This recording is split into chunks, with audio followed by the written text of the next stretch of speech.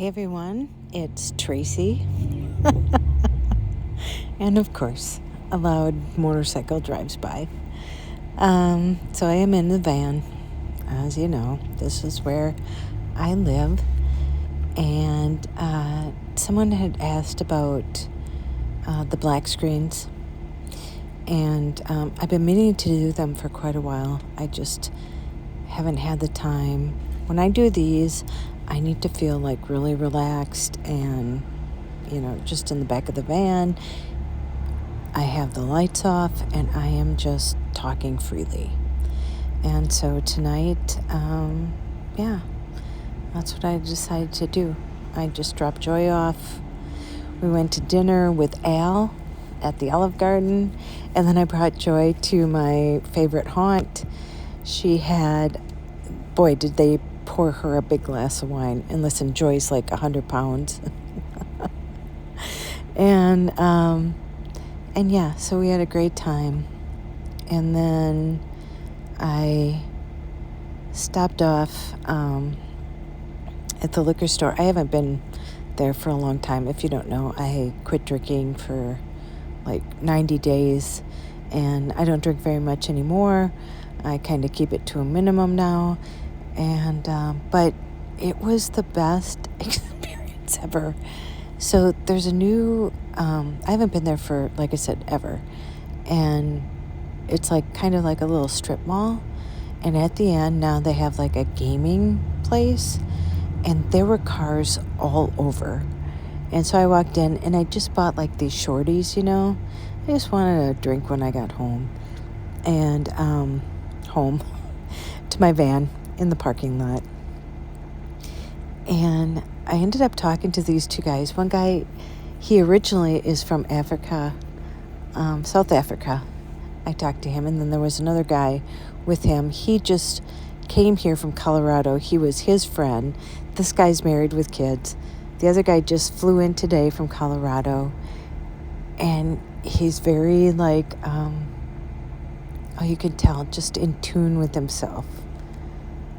And I just grabbed them, and I was just like, hey, do you need an opener for these? Because they're just like the tiny ones, And we just started talking, and I said, I don't even know. I was like, yeah, I live in a van. Honestly, I don't even know how it came up. And he was like, can I see your van? And I'm like, yeah, sure you can. And they both come out there. And I let him look in the van, and I said, listen, it was the original stuff. I redid it. Just talking, And then the other guy looked in there, and he was like, oh, yeah, no, I get it. I lived in a 275 square foot place in Colorado. And I can't even tell you. I started crying after I left there, like just tearing up because of just like the randomness of tonight. When we brought Joy to, Elle and I usually hang out at this haunt. I hang out there by myself. That's when I was drinking. And we knew people there. Joy knew people there. There were these people that were the same age as my sister and brother-in-law, and they knew my mom. They had just been to a funeral with her. And it just is like, what is the chance that the one time that I bring Joy up there, I had never seen these people before, that they would be up there and, sit down and talk to her, and they could reminisce about stuff and people they knew and stuff like that. And I am just so happy when Joy is happy. And I know I call her my mom. I say mom, whatever, when I'm talking to her. And I know people think it's weird, but when I'm talking about her to you guys, I call her Joy. I think just because that's how you would address her. So it's no disrespect. Somebody said that one time. And so I always have to cover myself, for people. And so, no, I call her mom. But when I talk to you guys, I call her Joy because that's how you guys reference her. And I kind of like that because I love the name Joy, and she so lives up to that name. And I have just been in the feels lately, and I think that's why I haven't been vlogging, because when you vlog, you're doing it like for outside people. I'm doing it for you guys, but I am just in my own feelings, processing stuff, growing, thinking, learning. And sometimes I think about, when you share your life online. Sorry if you can hear the fan. I just have it on. It's warm in here, so I just have a breeze going through. But life is not linear, and my life is all over the place. And I think sometimes when people do YouTube, it's like, okay, this. It's very constructed. It's very, and I don't want to say manipulated, but it's like kind of showing the highlights and things that happen in your life, but you only want to show the good stuff. Or that's when you want to put the camera in front of your face. When you're not doing so well, you don't want to do that. And I don't want to be that way, because I never was looking for a YouTube following. I was looking to heal myself. And I've been thinking this for quite a while. And dare I say that I feel like I've healed myself. I've accomplished the intention that I put out for this journey of van life. And, here's the thing. I'm still growing. I'm always growing. We always are.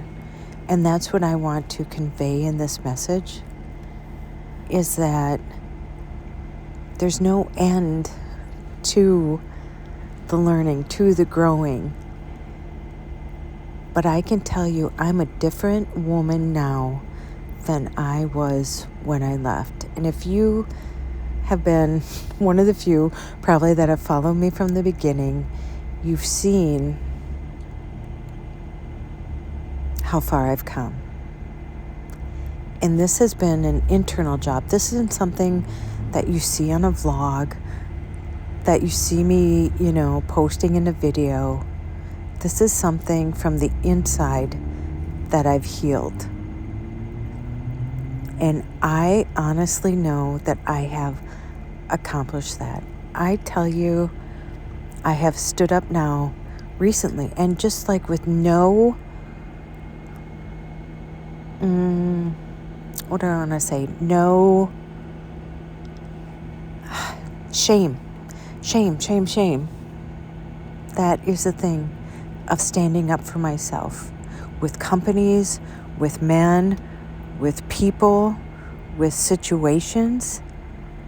I can just confidently now just stand in my truth and not have to even second guess myself, apologize for that. And it's just like clear cut. Do you know what I mean? Because now I understand, when you are just trying to please people, that's a wishy-washy thing. That's like people have to you're like, oh, I'm sorry for that, but you're not, because sometimes you don't even know what you're sorry for, but you're apologizing for. And now I know I have grown so much, and I can't even tell you all the ways. As far as driving and learning how to drive and crossing a bridge after being afraid, or crossing a mountain after being afraid. And what that has taught me, and I can't even explain the whole process, because it has been a process, that I have come to the point that I have finally realized that being truthful with people is more giving to them than leaving them guessing. And I hope that makes sense. I just speak my truth, and whatever it is, then they know what they're dealing with. And there's no more explaining. There's no guessing. There's no explaining. It's just my truth. This is how I feel. And either you accept it or you don't. And whatever that is, it's okay. It's all okay. And there's no hate. There's no animosity. There's no nothing. It's like, this is how I feel. And however you take that or however you deal with it, because a lot of times, this is so much to even talk about, that we're dealing with our own trauma. So however we take it is us dealing with that ourselves in a personal way. And I've talked about this before, how I've, felt like how people make bad comments or whatever. And I finally realized this is, I think, kind of the end, not the end of my learning, but the end of this like YouTube thing, how I deal with people leaving bad comments. And listen, I don't get many bad comments, I can tell you that, but I would internalize it. But what I know now is that whatever my truth is, I can stand in that completely, clearly, and firmly. And whatever somebody sees that as is based on their past experiences and their trauma. And do you know, I never, ever, with all I've been through, and if you're new to this, I'm just going to give the cliff notes. My sister died at 42. My brother-in-law died at 52, her husband. My dad had a massive stroke the day we buried him. We were in the emergency room. We didn't know if he was going to live or die. He lived, was in, care for 3 years. And then my sister had strokes at 62. She's in an assisted living home at 69. She'll never get out. I helped take care of her. My sister found out she had MS in her 50s. She's dealing with it, all good now, but we don't talk to her because she's very, very, very far right. And again, that's a whole nother thing to deal with. And my brother found out he had cancer colon cancer at 50, went away. Anyway, he died at 61. And just 4 years ago, and that's why I got in the van to leave. And you think I would have learned from all that, but that's why I left. Because I'm I've been taking care, I've been a single mom since my daughter was 1. She's 22 now, has an amazing job, graduated, summa cum laude from high school, from college, and that was my main focus. Okay, as long as and her dad, very rich, I didn't get any of that. And didn't want any of that. When I left him, I thought, what I said to myself when I was driving away was, I will make it in spite of you, not because of you, because money is not my core value. That is the least of my core values. Numbers from YouTube, not my core value. It's just, it means nothing to me. A number means nothing to me. A title means nothing to me. Where I thought when I was growing up that that's what I was striving for. And I've started peeling these layers away to get to the core of me.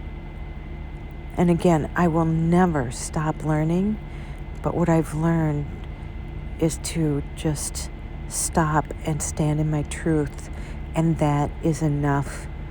I don't have to explain to people. I don't have to feel shameful for anything. So I grew up Catholic, went to a Catholic school my whole life, my grade school, my high school, and it was all based on shame. So I'm sorry if you're Catholic. This is nothing against Catholic people or anything like that. This is just me sharing my learning experience with this. And as far as Catholicism goes or what my beliefs are, I am reevaluating. And here's the thing, in anything, I know there's sometimes with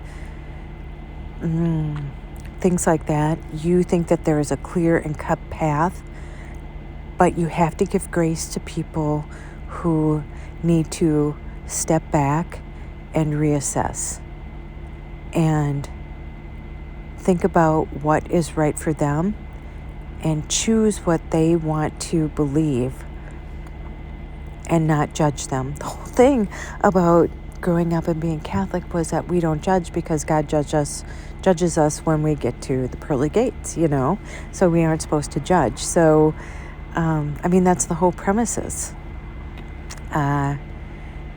And like I said, what I'm learning now is that it's about true connection. Like I said, that I could walk into a liquor store. I've been sober for over 90 days, and like I said, I just wanted something, to sip on when I got home.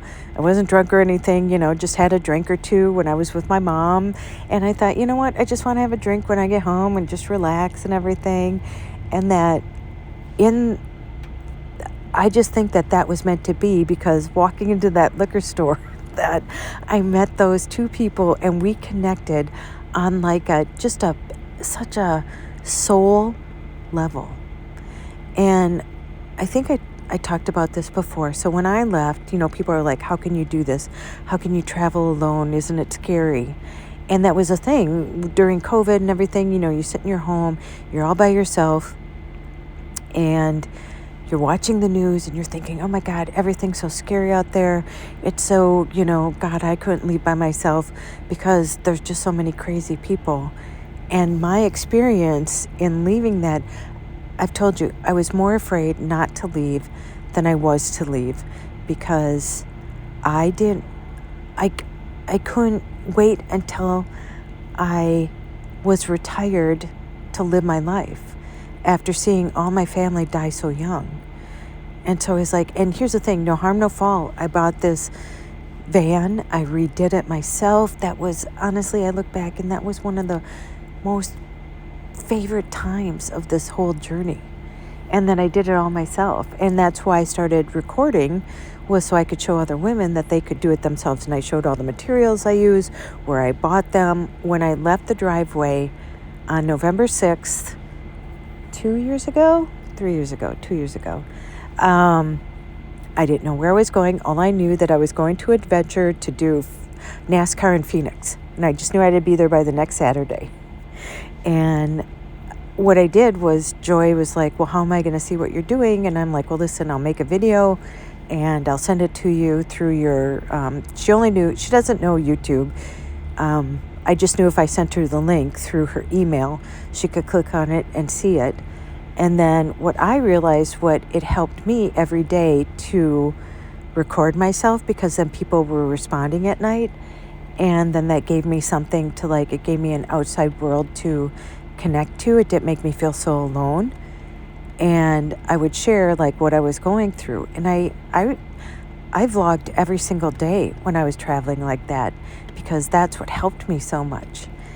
And, then I made it to Phoenix, and then I went to my girlfriend Donna's in Sedona, and I think I stayed there for a month, and that started the journey. And then I traveled cross country through New Mexico, through Texas, through, to Florida, and now I've done that twice, and now this year I'm going to straight to Florida. But it has been, and I told you, the thing is, I thought there would be no harm, no foul. If I bought this van, redid it, traveled, thought it wasn't for me, I'd be scared or whatever, I could come back, no worries, and sell the van and just go back to life as it was. And life was never the same the minute I made that decision. And it was the best decision I made in my entire life. There is no accomplishment without fear being part of it. And I want you to know that. And there was a lady I saw on TikTok today, and I think maybe that's what spurred this, plus seeing the guys at, and just soul connecting to them at a liquor store. But she came on TikTok and she had seen her doctor, and she's like a mom and everything else. And she's like, I'm doing all this stuff. I'm doing as much as I can. I'm doing more than I can. And I feel like I'm not accomplishing anything that I ever thought I would in my entire life. And she said, and what a blessing this doctor was. And this doctor said to her, you haven't sat back to realize how much you have accomplished. You've exceeded your accomplishments, but you're so busy that you have never sat back to really realize the accomplishments that you've done.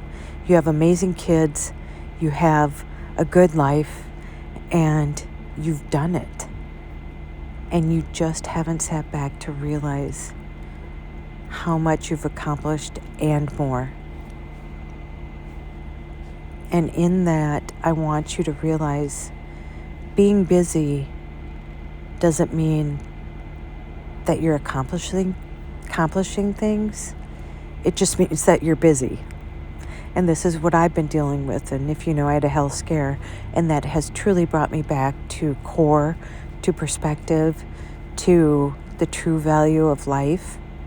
And I talked about this when I was talking with my mom, that I ran across this thing, and it's a dollar bill, and it says, I'm just a piece of paper and I control your life. And if you truly stop to think about that, that's exactly it. The almighty dollar, we're looking to get by, and I won't even go into this time, like what's going on in the world, everything that's going on. But I just want you to recognize that if you don't feel accomplished, that probably means that you're overaccomplished. You haven't stopped to recognize how much you've accomplished. And that's where I'm at now. My accomplishments are soul connections. Even at a liquor store, a random stop at a liquor store, that I could make such a connection to two people that would bring tears to my eyes. That's what life's about. It's not about what you think it is. I thought it was a title. I was striving like, oh, if I get a title, I'll be somebody. Oh, if I get enough money, I'll be somebody. Oh, if I get this, I'll be somebody. I've raised a daughter who's amazing, who works with special needs kids. She got bit by one. And she even said to me the other day, I go, Jessie, do you like it? I mean, what do you think? And she goes, Mom, I don't even want to take the weekend off because I want to be with them. And I was with Joy tonight, and Al helped me, and we were at Joy's, and then we went out to eat together, and we were just talking, and then I brought Joy to, our stomping grounds, and then there happened to be people there that knew her. I mean, when does that happen? This is a hole in the wall. And I just want to tell you what I've come down to is I've accomplished more than I ever thought I would. I did it. Honestly, if I didn't accomplish anything more, I would be happy. And so I want you to know that I know we think that our family and our friends are the ones that are going to encourage us.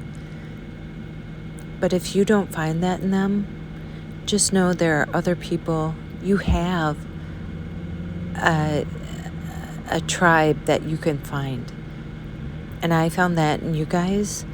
And I found that in John and Keith, that I've traveled across country. I mean, never did I think that I would run into two men that I would feel so secure in, that they feel like my brothers. They feel like the brothers that I never had, that would protect me, that would watch over me, and we could laugh so much. And so just know it's not just like the immediate things around you, your family, your friends, that you can find that anywhere. And that those are the people that are going to lift you up and help you move on and find that security in yourself to give you the confidence that you need to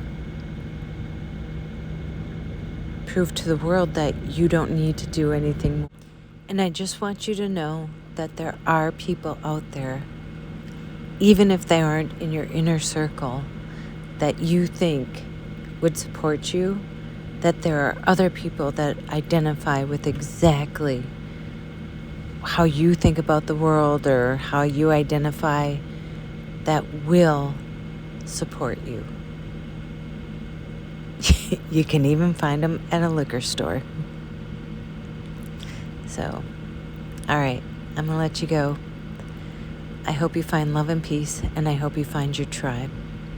And I thank you for being one of mine, and I hope I am one of yours. And I hope it's a start for you to find others around you to support you. Go out and make an adventure, no matter how big or how small. You don't have to sell everything and move into a van. I did that. But you can. Go call someone you love, and as Joy says, tell them that you love them, and don't you dare forget your magic. All right, I will see you in the next one. Bye.